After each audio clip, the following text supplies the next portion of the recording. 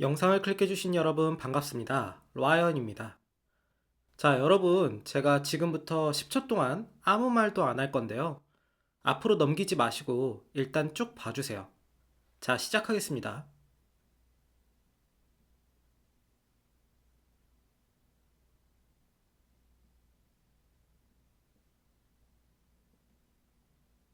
네, 여러분, 10초가 어떻게 느껴지셨나요?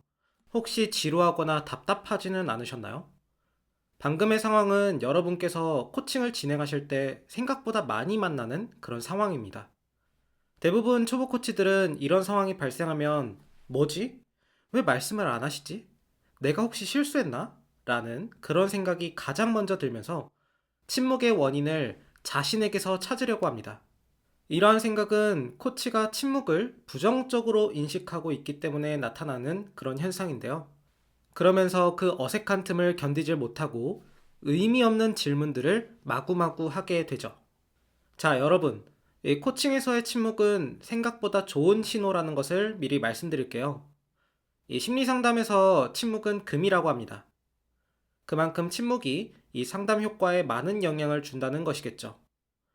코칭에서도 저는 이 말이 100% 적용된다고 생각합니다. 그래서 오늘의 강의에서는 고객의 침묵이 어떤 상황에서 나타나며 이때 코치는 어떻게 해야 할지 등을 함께 알아보도록 하겠습니다. 코칭을 진행하다 보면 이 침묵은 반드시 나타나는 현상 중 하나입니다. 침묵은 언제 발생했는지, 그리고 코치와 고객 중 누구에 의해서 시작되었는지에 따라서 그 의미가 달라질 수 있습니다만, 침묵은 그 자체로서도 의미가 있으며, 이 고객의 상태를 가늠해 볼 수 있는 좋은 상황이라고 저는 생각해요. 앞서 인트로에서 말씀드린 것처럼 이 초보 코치일수록 고객과의 코칭 상황에서 침묵이 발생하는 경우 많이 당황들 하십니다. 일반적인 코칭 교육에서는 이 침묵에 대한 부분을 크게 다루지 않기 때문에 나타날 수 있는 그런 현상인데요. 코칭과 유사한 상담에서는 이 실제 이론 과정에서 고객의 침묵에 대한 부분을 디테일하게 다루고 있습니다. 그렇기 때문에 우리 코칭 역시 이 부분에 대해서도 잘 알고 있어야 된다고 생각합니다. 자, 보시는 것처럼 제가 정리한 침묵 상황은 5가지가 있습니다.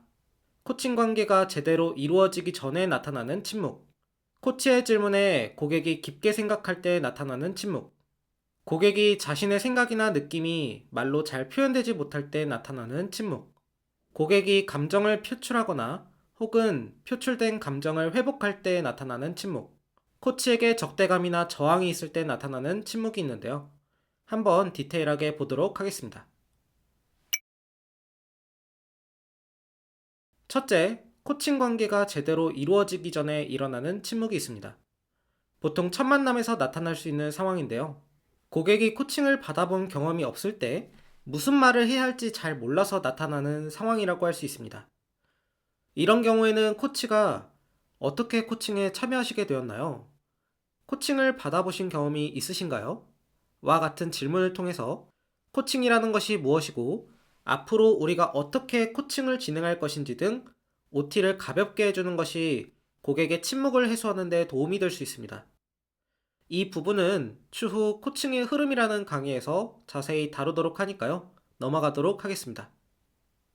자, 둘째, 코치의 질문에 고객이 깊게 생각하는 경우 침묵이 나타날 수 있습니다.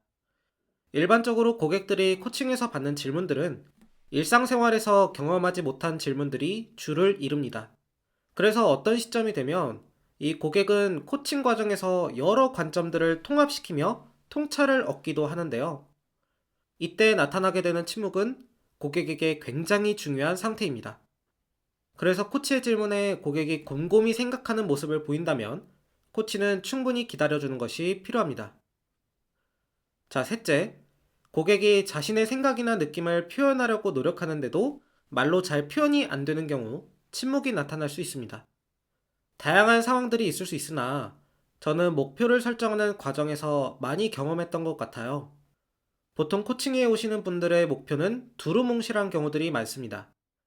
그래서 코칭 과정에는 자신이 원하는 목표를 구체화시키는 작업들을 초반에 진행하게 되는데 이 과정에서 정리가 잘 안 되어 나타나기도 하는 것 같아요. 이런 경우에는 와 같은 말들이나 손짓 혹은 비언어적인 행동을 중간중간 하신다는 그런 특징이 있는 것 같습니다. 이런 경우에는 코치가 천천히 말씀하셔도 됩니다. 와 같은 말을 통해서 고객이 자신의 생각을 정리할 수 있도록 충분히 기다려주시면 좋습니다. 넷째, 고객이 코칭 과정에서 감정을 표출하거나 혹은 표출한 감정 상태에서 회복할 때 침묵이 나타날 수 있습니다. 예를 들어서 이 코칭 과정 중 감정이 올라와서 눈물을 흘리시는 고객분들을 가끔 만날 때가 있는데요. 이럴 때는 그냥 공식처럼 코치는 침묵한다를 기억해 주시면 될 것 같습니다.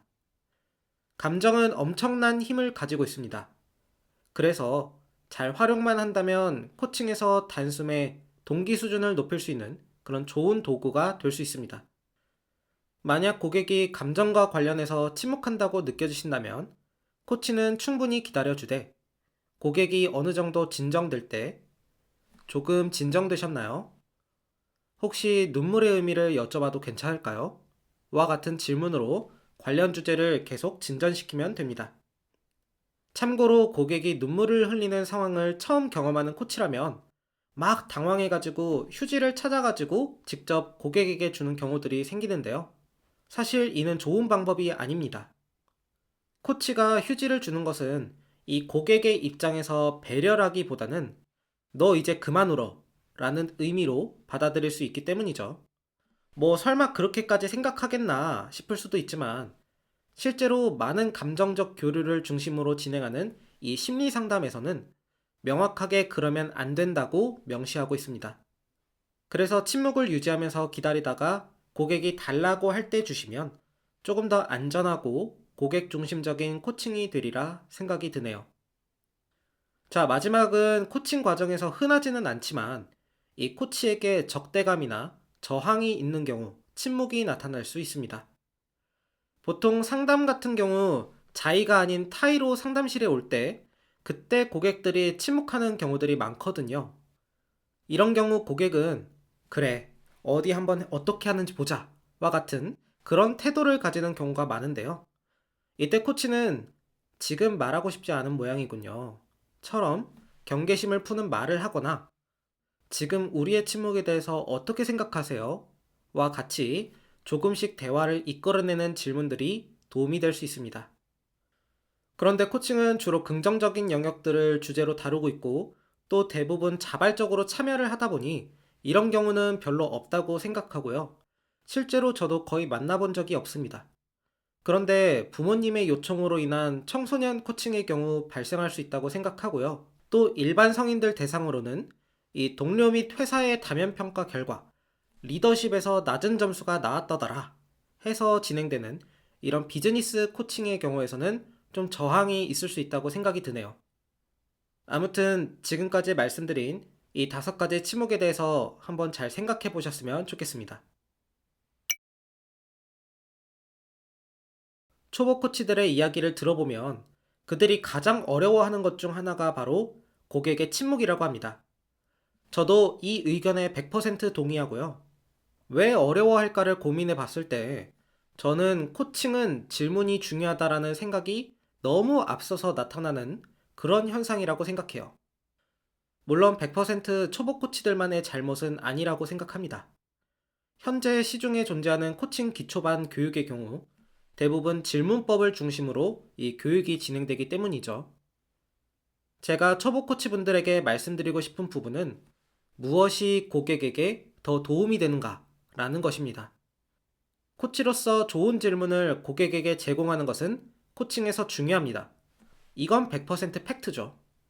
그런데 코치가 좋은 질문을 했다고 해서 그 의미가 고객에게 100% 전달되는 것은 아닙니다. 아무리 좋은 질문이라도 이 고객이 그 질문을 받아들일 준비가 안 되어 있는 경우라면 말짱 도루묵입니다.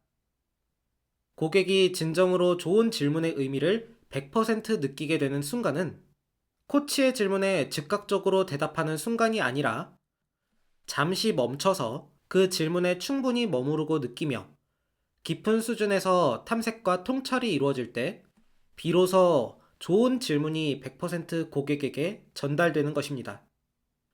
고객의 동기 수준이 올라가고 변화가 시작되는 그 시점은 코치가 질문을 한 바로 그 직후가 아니라 충분한 침묵 과정에서 깊게 고민하고 어떤 결론이 도출될 때, 바로 그때 고객은 변화하기 시작합니다. 약간 뜬금없지만 우리가 친구랑 대화가 잘 된다고 느낄 때가 보통 티키타카가 잘 될 때잖아요. 근데 이 친구가 내 말은 잘 안 듣고 계속 질문만 한다면 어떻게 될까요? 말하려고 하면 질문하고, 말하려고 하면 다른 주제 이야기하고, 서로 이 티키타카가 안 되는 거죠. 그러면 우리는, 야야야, 잠깐만 기다려. 내 말 좀 들어봐. 이렇게 이야기를 할 거란 말이죠. 코칭도 마찬가지입니다. 고객이 이야기할 시간을 기다려주세요. 자, 지금까지 침묵의 힘에 대해서 함께 알아봤습니다. 아무리 좋은 질문이라도 이 고객이 그 의미를 충분히 수용하지 못하면 저는 좋은 질문은 아니라고 생각이 듭니다. 그러니까 여러분께서 이후 코칭을 진행하실 때 이 질문도 중요하지만 고객의 이야기를 듣는 것이 더욱 중요하다. 고객의 침묵도 잘 들어야 한다를 꼭 기억해 주셨으면 좋겠습니다. 이 시간은 여기서 마무리를 하도록 하고요. 이제 잘 들었다면 좋은 질문을 하는 것이 필요하겠죠. 다음 시간에는 질문 스킬에 대해서 함께 알아보도록 하겠습니다. 다음 강의에서 뵙겠습니다. 감사합니다.